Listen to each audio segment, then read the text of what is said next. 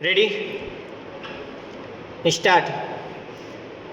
अध्यक्ष महोदय, मैं सूडान में स्वाधीनता के उदय का स्वागत करता हूं, जो स्वयमेव तो शुभ है ही, चिरकाल से त्रस्त और आजकल भी अनेक संकटों के शिकार अफ्रीकी भूखंडों की भावी उन्नति के लिए भी यह एक शुभ लक्षण है। गत वर्ष इस अवसर पर मेरे अभिभाषण के बाद भारतीय संघ में आंध्र नामक एक राज्य का उदय हुआ है। भारतीय राज्यों में इस अभिवृद्धि का मैं स्वागत करता हूं और नए राज्य की सफलता की कामना करता हूं। भारत में राज्यों के पुनर्गठन की मांग को देखते हुए मेरी सरकार ने इस कार्य के लिए एक आयोग की स्थापना की है, जिसमें योग्य और अनुभवी सदस्य रखे हैं। यह कार्य बड़ा और ऐतिहासिक महत्व का है। इसे वस्तुगत रूप से पूर्ण शांतचित्तता के साथ करना है, जिससे संबंधित क्षेत्रों की जनता का और इसके साथ ही समस्त राष्ट्र का अधिक कल्याण हो सके।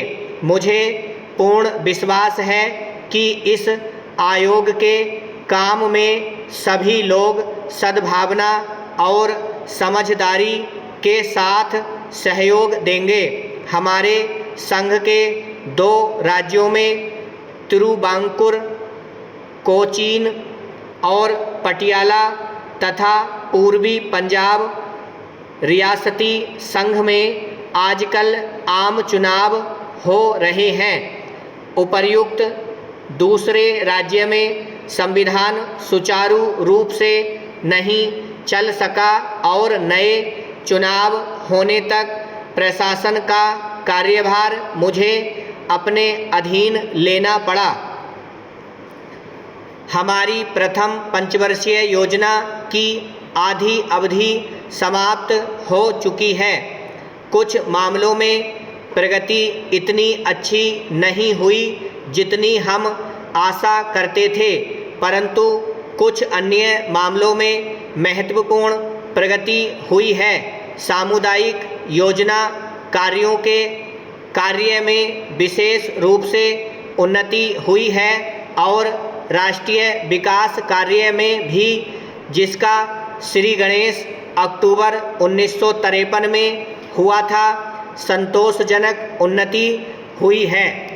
इस कार्य में जनसाधारण का योगदान बहुत उत्साहवर्धक है।